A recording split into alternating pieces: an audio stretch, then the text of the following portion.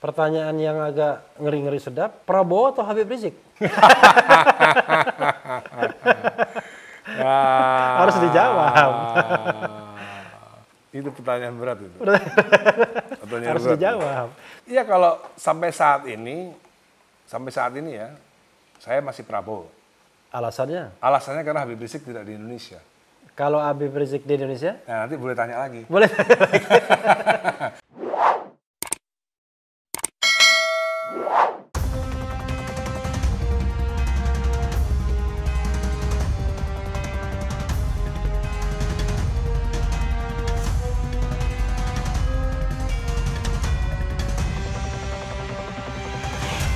Assalamualaikum warahmatullahi wabarakatuh, Sobat RH sekalian. Jumpa lagi kita di channel ini, channel yang keren ini, keren cadas.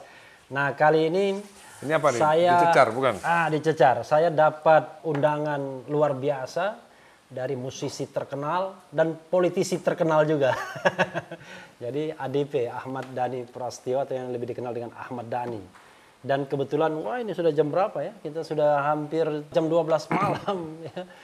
Terima kasih undangannya, dan ini saya panggil Bung Dhani ya. Boleh. Jangan panggil Mas Dhani, panggil Bung Dhani, karena saya pernah mengatakan kepada Sandi Uno kalau panggil Bung itu levelnya nasional nanti. Oh gitu, benar. Tapi politik ya, level politiknya. Kalau Mas primordial. Mas primordial. Dan tidak ada tokoh-tokoh politik zaman dulu yang dipanggil Mas, dipanggil Bung. Bung, begini dulu Bung. Oh, siap. Nah. Ya Bung Dhani, ini terima kasih ya. Ini untuk pertama kalinya dicecar langsung di lokasi ya. Biasanya saya pakai Zoom aja ya. Terima kasih undangannya. Nah, di channel Refli Harun ini nggak ada basa-basinya ya. Nah, pertanyaan pertama adalah kita trivia dulu. Musik atau politik? Politik. Wah, luar biasa ya. Iya dong. Ke saya ini nggak ditanyain, tapi saya ngomong aja nggak apa-apa lah kan namanya. Oke. Saya ini part-timer musician, full-timer politician. Wih, luar biasa ya. Part-timer aja begini ya. Tapi alasannya apa? Filosofinya apa? Sebenarnya nggak ada filosofi, Bang. Ya. Saya nggak enak panggil Bung, karena lebih tua saya panggil Bang aja lah. Oke, Bang Bung, Bang Bing Bung, Bang Bung. Gini Bang, jadi banyak orang yang nggak tahu bahwa ayah saya itu anggota DPR GR tahun 1966. Wah, oke. Berarti kan orde lama itu ya? Ya, peralihan berarti ya. Orde baru lah. Iya. Karena tahun 66 itu tidak ada pemilu. Iya. Tidak ada pemilu, tapi ada anggota DPR GR baru, yaitu bapak saya dimasukin di sana. Itu tambahan dari dekret presiden ya, 5 Juli 59 DPR tambah GR jadi DPR GR. Kemungkinan itu waktu itu kayaknya habis nyapu-nyapu bersih PKI, Bang. Oke. Fraksi PKI kan nggak ada tuh. Iya. Nah, ngisilah bapak saya di situ. Saya nggak tahu bapak saya punya jasa apa terhadap rezim waktu itu ya, sehingga bisa masuk. Yang jelas ayah saya tercatat sebagai, bahkan ibu saya masih sampai detik ini masih menerima pensiunan DPR RI. Ibu saya terima. Terima tapi pensiunan bapak ya? Iya, gitu. Sampai hari ini masih terima. Iya. Terus berapa jumlahnya itu? Iseng-iseng aja nanya. Iya, saya juga lupa. 8 juta ya, lupa saya. Oh, besar juga 8 juta. 4 juta, saya lupa saya. 8 juta ya, lumayan lah ya. Berarti kan mengalami kenaikan ya? Iya, artinya saya hidupnya itu makan minum dari pensiunan DPR RI. Ayah itu masih... Ayah pensiun 71. Mohon maaf, masih ada? Udah meninggal, 2012. Tahun berapa? 2012. Oh, 2012. Tahun 71 ayah saya itu sudah tidak terpilih lagi dari partai Perti, sehingga pensiun. Jadi tahun 71... partainya Perti ya? Iya, Persatuan Tarbiyah Islamiyah. Iya, Persatuan Tarbiyah Masyumi lah, geng Masyumi. Ya. Jadi tahun 71 ayah saya sudah menjadi pensiunan DPR RI. Saya lahir 72, Bang. Oke. Berarti saya dari lahir sampai sekarang itu makan dari hasil pensiun DPR RI. Jadi politiknya kan kental. Oke. Jadi yang dimakan tuh uang politik gitu. Nah, jadi darahnya pun ya mau nggak mau ya darah politik. Makanya orang harus paham ya, kalau anak kiai jadi kiai kan wajar, anak dokter jadi dokter tentara. Wajar, anak tentara jadi tentara wajar. Nah, kalau misalnya ngomong bahwa pilihannya politik malah lebih enak bagi saya, karena saya bisa tanya lebih lanjut kan. Oh iya dong. Kalau tanya musik, saya mau tanya apa? Benar. Walaupun terus terang Sobat RH sekalian, saya termasuk orang yang menyukai musik-musik Dhani ya, Bung Dhani. Kenapa? Syairnya itu luar biasa ya. Aku apa tadi? Aku Bisa membuatmu bisa membuatmu jatuh cinta kepadaku meski meski kau tak cinta. Kelihatan betul Daninya maksa gitu. Walaupun pede, walaupun katanya tidak ada orang cinta yang tidak ada dukun bertindak. Oh gitu ya. Ciliduk cinta lewat dukun gitu. Ya. Walaupun sebenarnya kata Dani nggak ada wanita yang ditolak. Yang menolak dia ya. Nggak ada wanita. Enggak, kalau saya tuh percaya gini, Bang. Kita di luar politik. Saya percaya wanita itu kelemahannya kalau disabarin. Oke. Jadi itu tips untuk laki-laki yang lagi mencintai banget seorang wanita. Tipsnya itu harus Wah ini berita besar kalau Ahmad Dhani sabar ya. Iya, harus sabar. Dia pertama nggak mau disabarin, nanti sedikit mau, disabarin lagi agak mau. Nanti lama-lama mau. Oke. Dan setelah mau yang dapat sabar Iya, harus sabar pokoknya. Harus sabar ya. Intinya. Itu. Dan Bung Dhani ya, ini baru saja terjun di politik ya, tapi sudah kepentok sana kepentok sini. Calon anggota DPR belum terpilih, ya kan? Sebenarnya jadi. Jadi ya? Sebenarnya jadi. Oh, jadi ya? Sebenarnya jadi, faktanya ya, de facto jadi. Ya. Cuman kan karena ini sistemnya seperti ini ya dugaan kuat, gitu kan, dugaan kuat kan dicurangi. Oke. Tapi kalau di lapangan pasti tahu lah. Orang-orang Golkar di Ya. Surabaya, orang-orang PKB di Surabaya tahu lah. Oke lah, tapi saya ingin mengatakan bahwa de facto kan, de facto dan de jure-nya kan mentok sana mentok sini. De jure saya tidak terpilih. Iya, kemudian mencoba peruntungan sebagai wakil wali kota di Bekasi. Oh sebelumnya itu. Oh sebelumnya kan? Sebelumnya wakil wali kota Bekasi. Wakil bupati. Itu waktu itu main-main, nyoba-nyoba atau gimana? Itu awalnya justru pertama kali saya memutuskan untuk terjunnya di situ. Oke. Jadi itu kayak apa? Inisiasi ya, proses Jadi bukan. Jadi gini Bang, saya itu banyak tahu bahwa ketika orang belajar hukum pidana gitu ya, mau sekolah dimanapun di Amerika ataupun di Belanda gitu ya. Ketika terjun ke Indonesia ya prakteknya nggak sama dengan apa yang diajarkan di dalam bangku kuliah di luar negeri. Iya. Ya kan? Sama lah seperti politik. Daripada saya sekolah political science di London atau di Amerika gitu ya. Ya udah belajar saya ya nyalon itu. Oke. Nyalon wakil bupati, nyalek itu belajar saya. Ini terus terang nih kalau di channel RH, habis berapa duit tuh waktu nyalon itu? Nah untungnya saya nggak banyak keluar duit. Berapa? Nggak banyak keluar duit. Nggak banyak tuh kan bisa 1 miliar, 2 miliar. Nggak sepeser pun mungkin. Oh nggak sepeser pun? Iya. Oh, luar biasa. Di Surabaya itu justru saya sedang mempraktekkan pergerakan politik yang sesungguhnya. Oke. Semuanya bergerak tanpa uang, termasuk relawan dan lain-lain. Karena Sandi Uno kan cerita itu waktu pilkada DKI, wajar ya kalau yang pilkada DKI dia habis 300 miliar. Waktu menjadi cawapres habis 600 miliar. Itu yang dilaporkan, yang tidak dilaporkan lebih besar lagi jangan-jangan. Itu kan bagian daripada biaya sekolah politik. Ya memang. Kalau kita ketemu Sandiaga Uno sekarang, ya itulah biaya politiknya Sandiaga Uno ya besar sekali. Nah, seorang Ahmad Dhani luar biasa lagi. Pelajarannya tidak hanya menjadi calon wakil bupati dan calon anggota DPR ya, tapi juga penghuni Cipinang. Ya. itu menyesal nggak itu? Pertama menyesal dulu, enggak ya? Itu kenapa? Masyarakat taunya wah ini karena Ahmad Dhani ngomong kasar soal seseorang ya. Tapi mungkin bisa dijelaskan ke Sobat Era, duduk persoalannya sebenarnya begini atau begitu ya. Ya duduk persoalannya kan banyak orang yang nggak tahu, termasuk Bang Rocky Gerung, taunya saya dipenjara karena kata-kata idiot. Padahal bukan. Itu kasus kedua. Saya dipenjara karena kasus pertama soal Twitter. Twitter yang bunyinya barang siapa, siapa saja yang mendukung penista agama adalah bajingan yang perlu diludahi mukanya. Itu tweet saya seperti itu. Itu tidak menunjuk orang atau subjek tertentu ya? Ya, tidak menunjuk subjek tertentu atau siapapun. Ya. Meskipun dihubung-hubungkan dengan tweet-tweet saya beberapa hari sebelumnya atau seminggu sebelumnya yang isinya tentang Ahok gitu.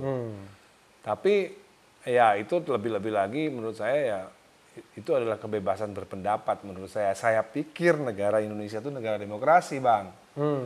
Ternyata bukan gitu. Ternyata negara Republik.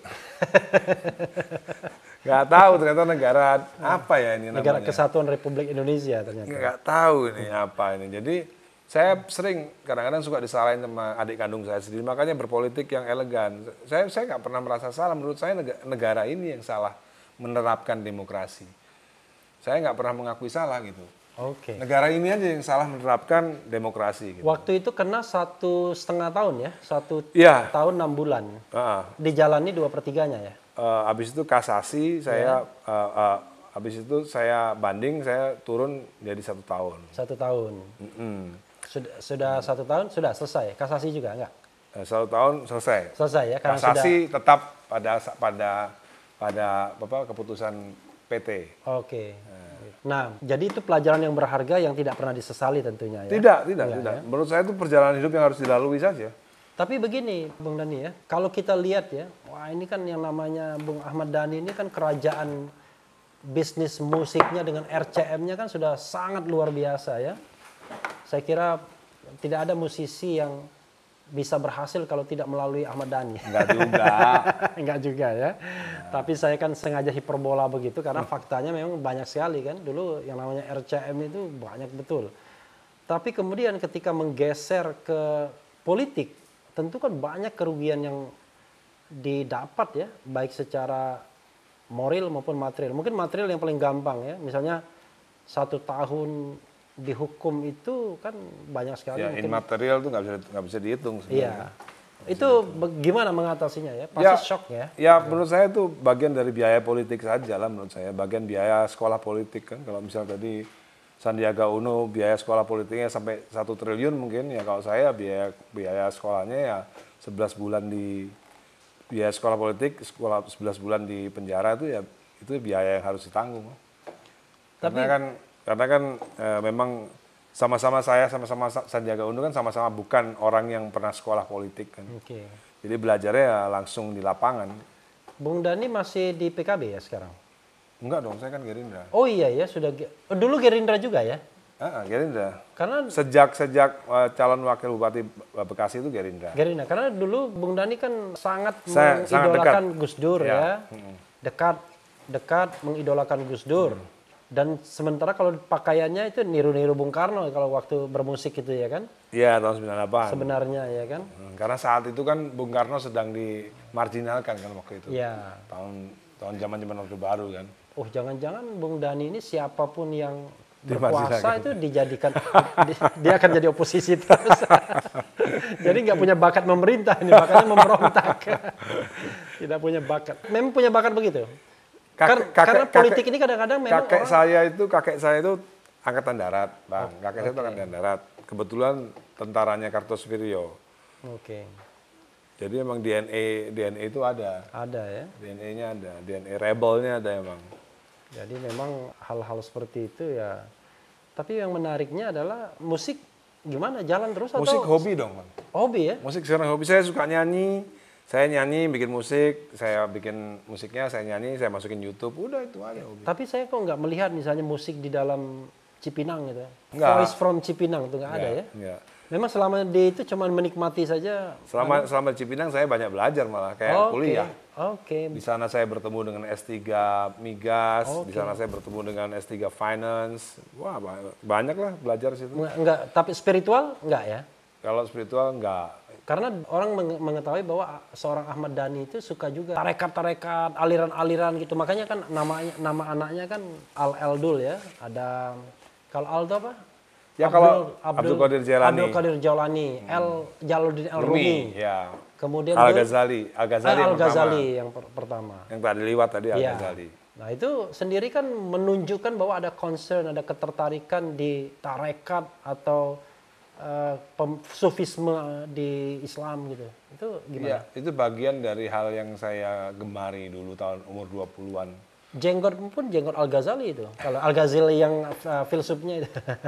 Kalau jenggot ini saya bisa klaim, Bang. Oke. Jenggot saya ini sudah ada sebelum ada partai PKS. Oke. Bisa saya klaim begitu. Cuma pecinya. Kalau pecinya ini baru itu ya. pecinya baru. Gitu. Jadi apa lagu-lagu yang terdekat yang mau dinyanyikan tuh apa? Yang ada nggak lagu yang gini? Kan orang katakanlah ini musik, ini politik. sinkretisme menggabungkannya itu kalau misalnya kita menunjuk satu karya dari Ada Ahmad Dhani? sebenarnya beberapa lagu yang saya rilis di YouTube aja ya, gitu ya, karena nggak ada perusahaan rekaman yang berani merilis. Iya, misalnya Lagunya judulnya Iman. Iman. Itu tidak ada perusahaan yang berani rilis. Entah itu bikin ringtone-nya, ringback tone-nya, atau bikin audionya untuk di Spotify. Nggak ada satupun perusahaan rekaman yang berani. Itu Lagu bercerita itu tentang apa? Iman bercerita tentang iman biasa aja. Oke. Tapi banyak yang takut gitu, nggak tahu kenapa. Padahal liriknya biasa-biasa aja. Karena mungkin orang menganggap bahwa Ahmad Dhani sekarang sudah kadrun, Nah, sudah kampret mungkin ya. ya, Mungkin begitu ya. mungkin seperti itu. Tapi kalau kita lihat ya, Partai Gerindra itu kan partai sokol ya dalam politik Indonesia kan kita mengenal Nasionalis. partai Islami, nasionalis. Spektrumnya kan kiri sesungguhnya. Bahkan kiri banget loh sebenarnya kalau kita lihat manifestonya Gerindra. Kok tiba-tiba Gerindra jadi kanan begini itu apa yang salah pengamat atau yang salah Gerindranya? Kalau kata saya, Bang ya, istilah kanan dan kiri itu menurut saya harus diperbarui lagi gitu. Oke. Sebenarnya. Karena itu kan sebenarnya istilah yang membelah sebenarnya. Padahal seolah-olah kanan itu mau mendirikan negara Islam. Oke. Ya kan? Karena dulu kan sejarahnya kan Soekarno kan ketika membuat Nasakom pastinya kan Mengakomodir ya. mengakomodir semua kan. Ya. Nah, sementara kalau kita balik lagi ke sejarah tahun 1946 ketika Bung Karno tiba-tiba menjadikan seorang PKI menjadi Perdana Menteri Ya. tahun 1946. Amir Sarifuddin ya. Ya, Amir Sarifuddin. Saya sebenarnya ingat, cuman nggak mau ngomongnya, saya ngetes Bang Refnya. Kalau ini Ahmad Dhani betul. Jadi ketika itu pasti di zaman itu Bang, di zaman itu ya pasti mereka yang waktu itu mungkin belum ada sebutan kanannya waktu itu ya. Saya nggak tahu waktu tahun 46 itu udah ada nggak sebutan kanan. Yang jelas mereka yang Sekedar referensi, tahun 20-an itu Bung Karno pernah menulis Nasasos. Nasionalis, Agama, dan Sosialisme. sebelum Jadi komunisme ya. Iya, jadi tahun 20, kalau tidak salah 27. Jadi itu termasuk, itulah yang salah satu mengilhami dia. Kemudian Pancasila. ketika dia demokrasi terpimpin dan dia sistemnya presidensial, dia terapkan ajaran itu sebagai Nasakom itu. Karena SOS itu menjadi kom kan faktanya, karena ada Partai Komunis Indonesia. Iya. Gitu. Yang saya mau teruskan tadi kan, setelah 46 itu kan tiba-tiba out of the blue tiba-tiba ada Amir Sarifuddin kan. Dan itu menurut saya awal gejolak itu kan di situ, Bang. Kita ngerti banget lah orang-orang yang sekarang ini seperti Habib Rizik, yang orang-orang ini yang sekarang seperti Tengku Zulkarnain, yang orang-orang ini sekarang seperti Babe Haikal Hasan, yang sekarang ini orang-orang itu seperti Gus Nur ya. Itu benar-benar tidak terima ketika masuk yang namanya elemen komunis ke dalam negara pemerintahan Indonesia. Jadi ini correct me if I'm wrong ya, karena saya bukan ahli sejarah. Saya ahli musisi, saya cuma ahli musik aja. Tapi terlalu merendah. Tadi kita sebelumnya ngobrol banyak. Terus terang aja saya mau diajari oleh Bung Ahmad Dhani mengenai sejarah, luar biasa pengetahuan sejarah. Kita kan sama-sama bukan scholarship dalam bidang sejarah ya. Yang scholarship bidang sejarah Fadlizon tuh. Emang S3-nya sejarah. Jadi karena sebenarnya ada hubungannya dengan kakek saya. Kakek saya itu kan Angkatan Darat, tentaranya Kartosuwiryo di bawah komando Kartosuwiryo. DITI ya. Iya. Jadi menurut saya kerjanya seperti sekarang lah. Mereka-mereka yang tidak mau ada unsur komunisme dalam pemerintahan itu dianggap radikal, dianggap anti NKRI, dianggap intoleran dan lain-lain. Padahal sebenarnya mereka itu hanya nggak mau ada PKI di dalam pemerintahan Republik Indonesia. Tapi begini, Bung Dhani ya, kalau saya lihat dulu ya, mengamati seorang Ahmad Dhani, dulu kan dekat dengan kalangan PKB, dekat dengan NU, dekat dengan Gus Dur ya. Yeah.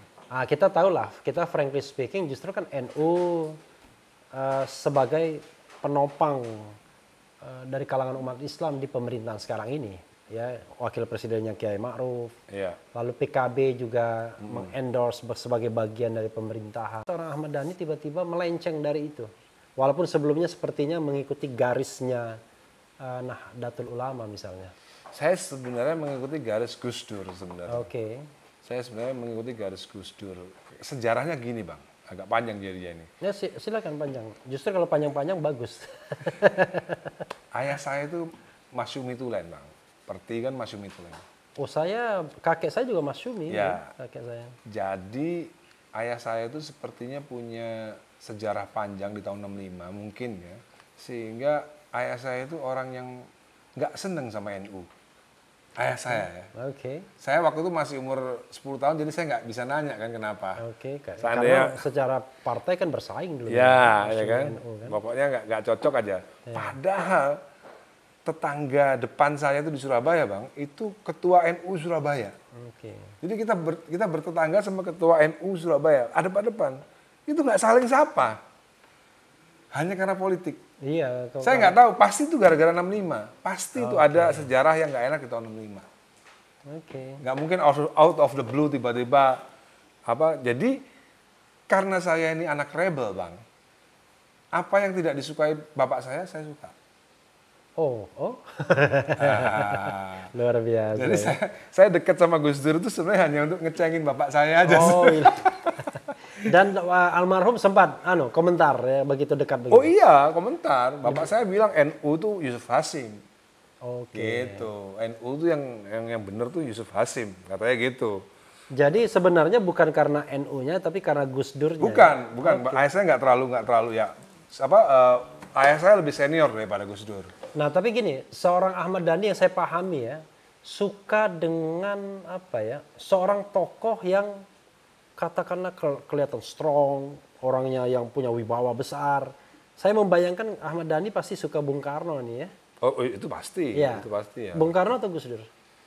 Bung Karno. Bung Karno, kenapa Bung Karno? Bung Karno karena sama-sama playboy gitu. Salah satunya itu. Nggak apa-apa, itu kan human interest kan. Itu kan dari sisi human interest kan. Dari sisi human interest, terus dari sisi kalau disuruh milih ya saya milih Bung Karno. Ya saya kira jelas ya, memang berbeda ya kalau kita lihat ini. Ya, karena Bung Karno itu saya sedikit tidak bisa melampaui Gus Dur. Oke. Ada beberapa hal yang saya nggak bisa seperti Gus Dur.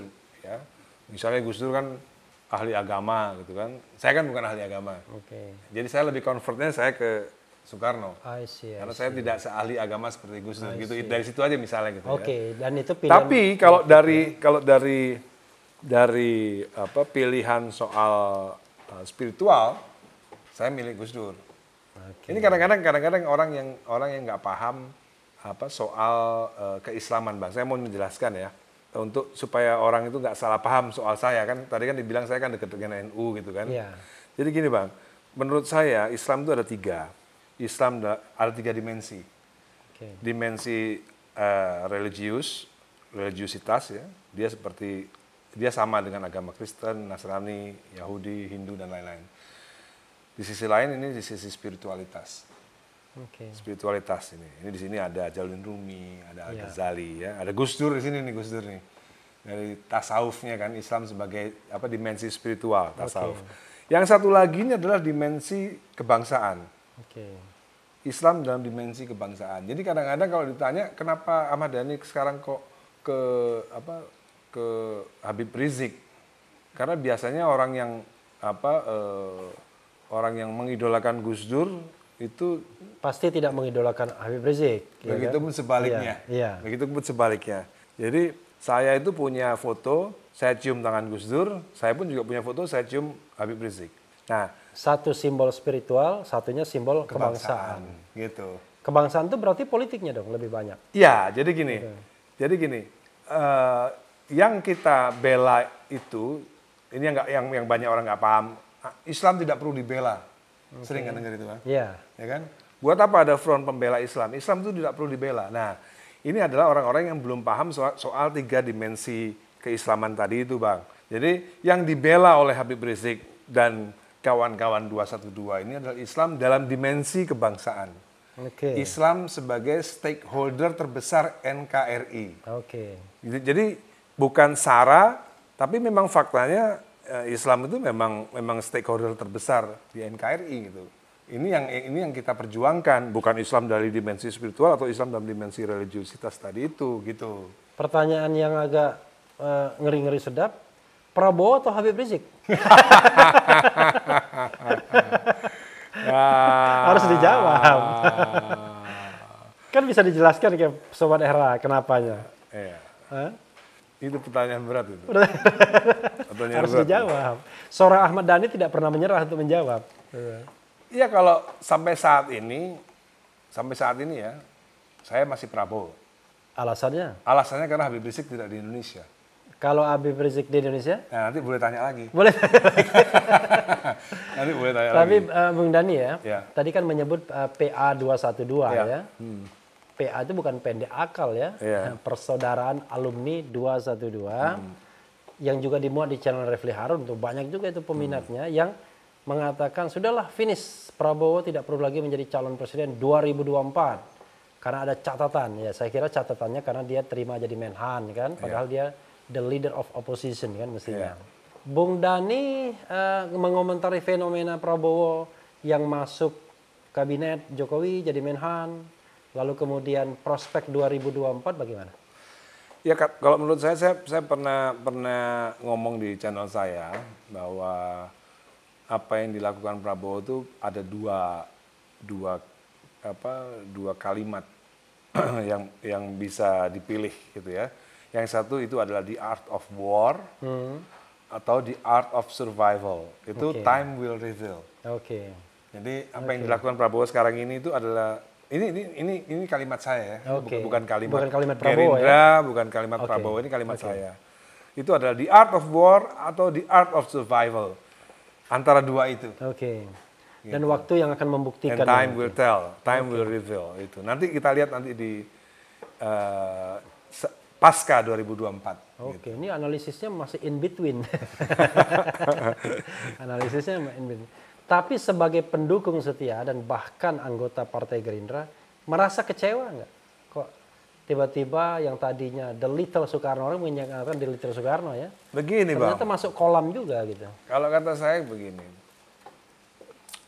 ya itu tadi, buat kalau itu adalah the art of war, buat saya semua sah-sah saja. Kan ini kan belum finish. Jadi yang saya ingin sampaikan ke viewernya Bang Refli Harun untuk kepada orang-orang yang kecewa dengan Prabowo ya, saya pastikan ini belum finish gitu. This is not over yet gitu. Dan sangat mungkin tiba-tiba di tengah jalan berubah. Ya itu tadi. Bukan hanya di 2024 ya. Itu tadi, ini the art of war atau the art of survival. Tapi begini Bung Dhani ya, kita tahu bahwa 2024 usia Prabowo sudah tua sekali ya, mungkin sudah hampir 70 ya. Dan kemudian kita tahu bahwa ada generasi muda yang sangat siap mentas ya. Kita sebutlah Anies Baswedan, ada Ganjar Pranowo, ada Ridwan Kamil, ada Hovifah, ada mungkin Agus Harimurti Yudhoyono juga lebih matang juga. Ada pemimpin-pemimpin lainnya, bahkan ada Fadlizon, ada Fahri Hamzah, ada Ahmad Dhani dan lain sebagainya. Kita tidak kekurangan calon pemimpin ya. Tapi kok tiba-tiba Mardigu Warwick nggak disebut? Mardigu Warwick juga ya. Nebeng juga Refli Harun ya. Rocky Gerung ya. Jadi sebenarnya kan banyak sekali bibit pemimpin bangsa. Kenapa kemudian kita masih berpikir mengenai Pak Prabowo yang, maaf kata nih ya, karena kan Ketua Umum Partai Gerindra, sudah 3 kali kalah dalam pemilihan presiden secara langsung. Di dunia ini nggak ada orang yang kalah berkali-kali lalu kemudian nyalon lagi untuk keempat kalinya. Ada, kalau kata Fadlizon ada.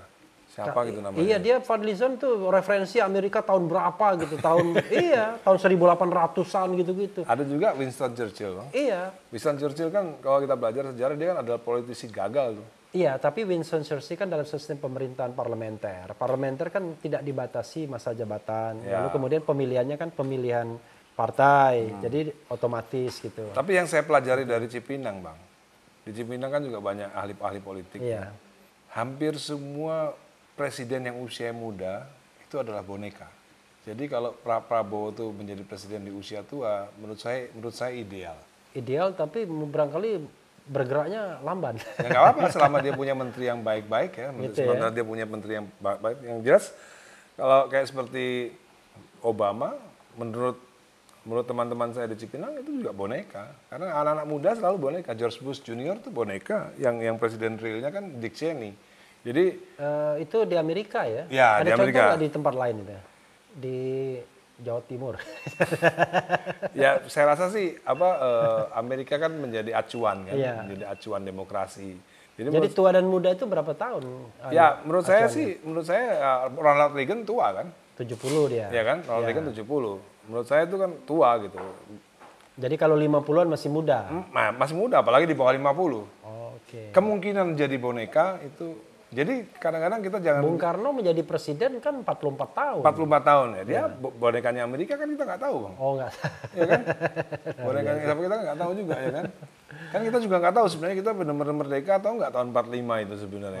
Kalau kita pelajari benar-benar ya merdeka dalam substansi yang sebenarnya atau enggak kan kita nggak tahu.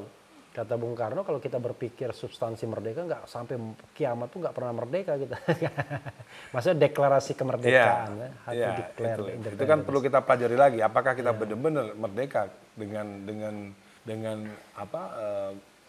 ikut campurnya Amerika ketika itu kan? Kalau nggak ada Amerika kita juga kayaknya nggak merdeka deh, Bang. Ya kan? Tapi yang saya curious itu adalah ya apa yang dicari seorang Ahmad Dhani di dalam berpolitik ya. Di usia yang tentu tidak lagi muda kan? Sebenarnya passion, Bang. Passion ya. Passion. Sebenarnya kalau passion dari dulu sebenarnya saya sudah punya passion karena. Jadi bukan jabatan, bukan posisi. Iya, apapun gitu, apapun, nggak usah harus menjabat juga kan. Kayak sekarang kan saya juga nggak menjabat apa-apa. Tapi kegiatan saya kan bisa dibilang kegiatan politik gitu kan, apapun itu kan. Yang saya maksud passion itu gini ya saya bangun tidur menghirup nafas yang dipikirin ya politik terus gitu. Bukan musik lagi ya? Ya. Musik hobi. Musik sekarang jadi hobi. Ketika lulus SMA, passion saya musik. Makanya gara-gara passion yang bersangkutan ini politik, beliau menghubungin saya. Kalau enggak, saya nggak akan pernah kenal dengan Ahmad Dhani. Karena passionnya Refli kan di bidang politik dan hukum. Begitu Bang. Jadi gini, gitu. Kenapa saya dulu waktu di Dewa 19 itu waktu musik ya, saya punya passion di musik. Saya punya confident untuk terjun ke dunia musik. Karena waktu itu ada yang namanya Ari Lasso, ada yang namanya Andra, gitaris saya, Erwin ya. Erwin yang baru meninggal. Yang baru meninggal pemain bass. Jadi tidak ada passion juga ada confident. Ya, tidak hanya diri saya tapi juga teman-teman saya, grup saya, kelompok saya. Nah, sekarang pun juga gitu, Bang. Ada passion, ada confident dan karena ada grup. Ada grup. Sekarang saya punya grup Fadlizon, Fahri Hamzah, Rocky Gerung itu saya anggap grup saya lah. Sekarang ada baru lagi Refli Harun. Ya kan? Nah, yang disebutkan itu sudah tamu Refli Harun semua itu. Rocky Gerung, Fadlizon, Fahri Hamzah. Jadi kalau nggak ada grup ya kita nggak confident, Bang. Artinya kita ternyata. Jangan-jangan dibilang barisan sakit hati nanti kita ini. Enggak lah, Bang. Insya Allah tidak ya. Insya Allah Gini, tidak. yang perlu saya jelaskan kepada orang-orang ya, yang banyak yang belum tahu, terutama yang berenang di kolam itu. Saya itu kalau mau berkuasa, Bang, dari dulu udah bisa sebenarnya gitu. Oh iya, kalau pemusik terkenal seperti Ahmad Dhani kan gampang sekali mengintervensi istana. Tahun 2013 saya udah diajak taipan besar duduk bersama Surya Paloh untuk masuk ke dalam Nasdem. Kalau seandainya saya okein itu ya saya sekarang udah kaya raya, Bang. Minimal saya pengimpor gula. Sekarang belum kaya raya. Kalau datang ke rumahnya ini kaya raya juga. minimal udah import gula, minimal udah import solar, nah, minimal itu memang nggak bisa kita lawan ya kan. Iya. Tapi itu kan tidak saya lakukan. Jadi memang itu tadi mungkin waktu tahun 2013 tuh passion ada, tapi grupnya belum ada gitu loh. Saya nggak yakin dengan grup-grup itu gitu. Hampir semua partai besar udah ngelamar saya waktu itu. 2014 saya ditawarin sama Wiranto. Ya, sudah pastilah. Jadi biasanya partai itu akan menawari orang satu, orang populer biasanya. Beda. Orang banyak duitnya dulu. Ya. Kedua orang populer. Ketiga baru orang cerdas, keempat orang biasa. Ya. Jadi kalau orang populer dan banyak duitnya dan cerdas pula ya nomor satu dia pasti ya. Ya seperti sejarah kan mencatat, saya kan dekat banget dengan PKB kan. Ya. Kalau mau kekuasaan ya saya tinggal nempel Muhaimin aja pasti dapat kekuasaan lah. Iya. Ya kan? Tapi dengan Tahun 2015 saya PBNU, resmi saya PBNU. Tapi dengan masuk ke politik ini tidak berusaha mempengaruhi teman ya. Misalnya kelompok Dewa gitu untuk ikut juga atau ini soal pribadi Ahmad Dhani aja ya? Ya saya mempengaruhi soal pendidikan politik aja Bang. Okay. Jadi kadang-kadang kayak saya sama Abang ini sebenarnya kita lebih concern kepada pendidikan politik, bukan pendidikan untuk memilih partai-partai tertentu ya. Kita lebih ke pendidikan politik aja bagaimana. Jadi Gerindra nggak direkomendasikan ini? Tadi kan bukan memilih partai tertentu tapi oh ya sebenarnya dengan sendirinya. Dengan sendirinya. Ya. Kenapa saya memilih Gerindra kan lama-lama orang juga curious juga kan. Kenapa sih kok Gerindra? Kenapa kok nggak masuk Golkar? Kenapa kok nggak masuk Partai Demokrasi Indonesia yang the ruling party ya? The ruling party kan partai yang maha kuasa ya kan? Kenapa kok nggak masuk ke situ gitu kan? Ya itu kan menjadi sebuah pertanyaan pasti bagi orang-orang yang berpikir sebenarnya. Kenapa saya nggak ke situ? Tapi begini, kita boleh ya masalah keluarga sedikit, boleh. Ya, Bung Dhani ya. Ada L, Dul ya. Wah semua Republik Indonesia tahu itu, terutama cewek-cewek tahu semua nih L, Dul ya. Kegantengannya ya, memang bapaknya begini soalnya kan. Mereka diarahkan kemana? Apakah mengikuti passion harus ayahnya atau terserah mereka atau musik atau bagaimana? Kalau saya Al Eldul itu kan mereka punya darah Cokro Aminoto ya harusnya passion politiknya lebih tinggi daripada saya harusnya ya. Oh dari ibunya ya dari Maya istri ya. Saya yang pertama kan mereka punya darah Cokro Aminoto harusnya mereka lebih passion kepada politik seharusnya. Cokro Aminoto itu guru politik tokoh-tokoh politik di Indonesia. Jadi seharusnya saya nggak perlu memaksa mereka harusnya gitu loh. Tapi so far mereka masih takut. Mungkin melihat bapaknya baru mau terjun ke politik masuk penjara. Ya, boleh nggak misalnya di antara tiga itu? Harusnya kalau saya dulu masih kecil, harusnya kalau ayah saya masuk penjara, kalau saya malah nyemplung beneran kalau saya ya. Nah tahu nih anak-anak memang beda sih anak Surabaya sama anak Jakarta. Beda ya. Struggle for life-nya beda ya. Anak Jakarta beda. Tapi di antara tiga ini sebenarnya yang paling dekat ke politik apa? L ya. Sebenarnya Al sama L tuh sama-sama di dalam alam bawah sadar mereka udah ngefans sama Rocky Gerung, mereka udah ngefans sama Fahri Hamzah, sama Fadlizon. Ya itu mau nggak mau sebenarnya udah terracuni sebenarnya. Sudah terkena virus ya, sudah COVID, sudah kena COVID. Dalam bahasa Orde Baru Bang, udah terinfiltrasi. Terindoktrinasi. Ya, terinfiltrasi lebih dalam lagi. Infiltrasi. Apa bedanya indoktrinasi sama infiltrasi? Indoktrinasi itu dicekoki. Indoktrin?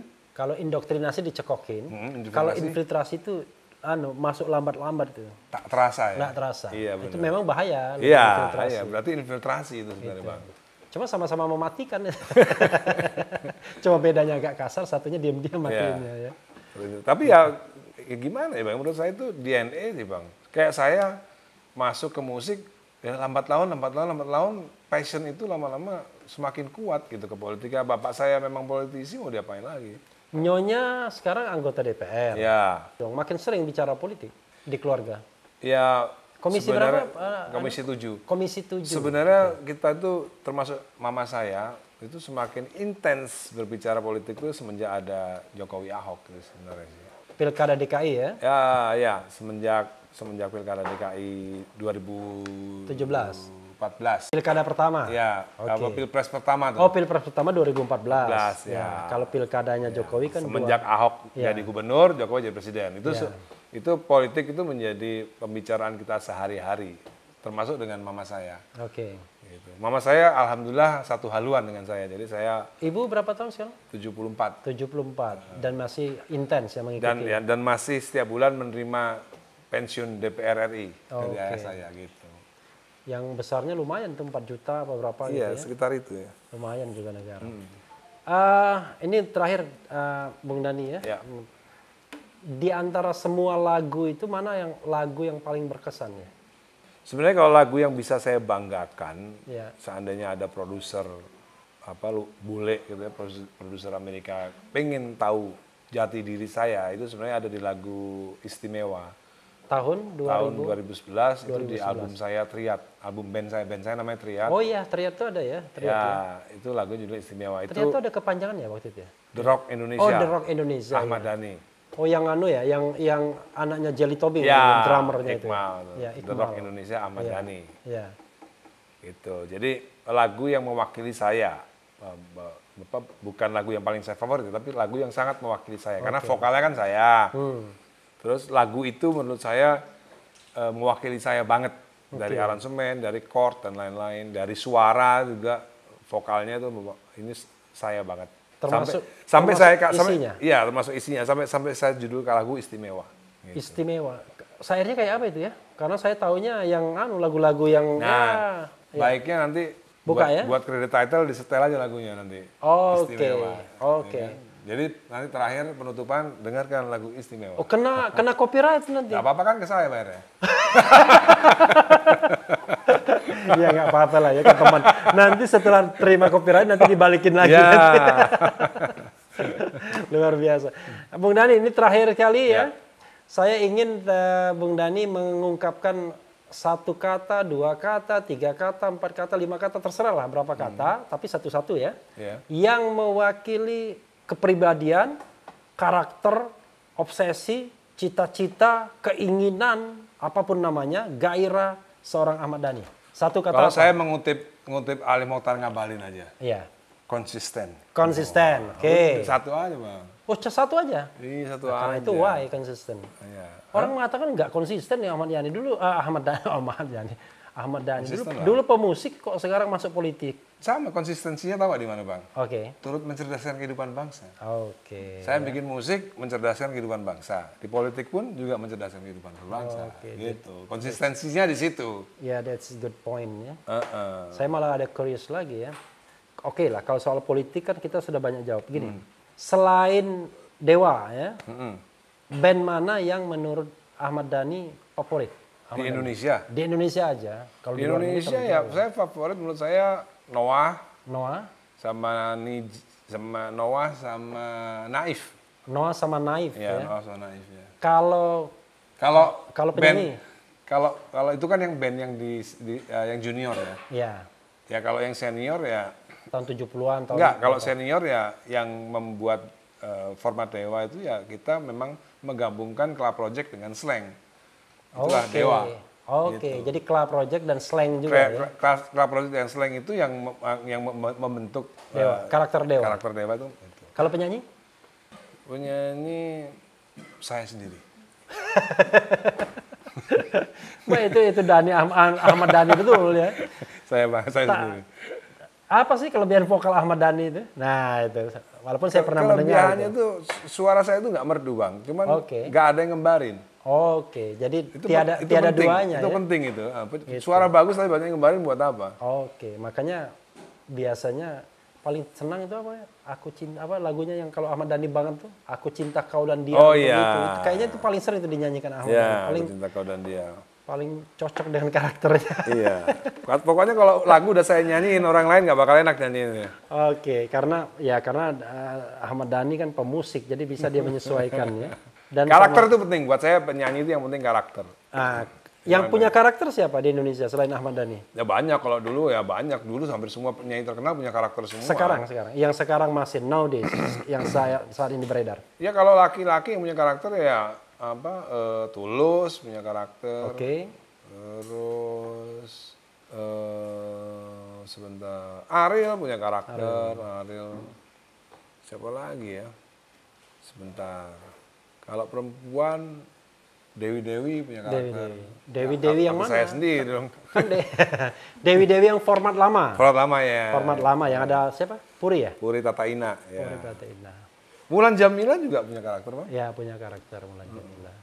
Lagu-lagunya juga hits ya. Iya. Kalau misalnya ada kesempatan untuk merekrut artis-artis dalam barisan Ahmad Dhani, siapa yang mau direkrut sekarang? Kalau saya sih banyak mau ngerekrut penyanyi Amerika, Bang. Siapa? Banyak sih yang muda-muda yang bagus-bagus banyak. Oke. Indonesia lah, Indonesia biar jangan terlalu jauh. Oh ya, kalau Indonesia itu nggak usah direkrut lah, nggak usah direkrut Diberi kesempatan.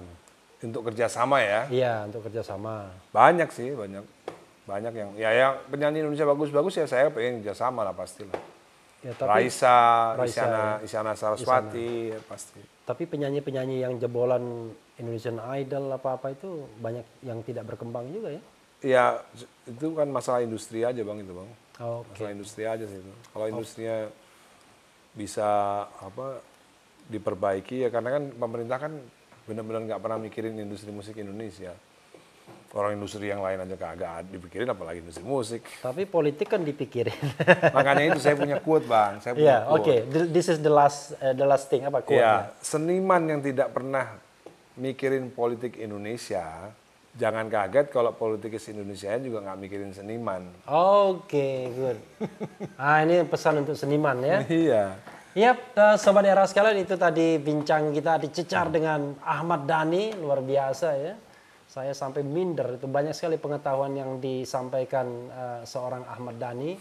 Dan tidak hanya soal musik saja, tapi juga soal politik, sejarah, ekonomi. Karena maklum sudah pernah sekolah di Cipinang. Ya.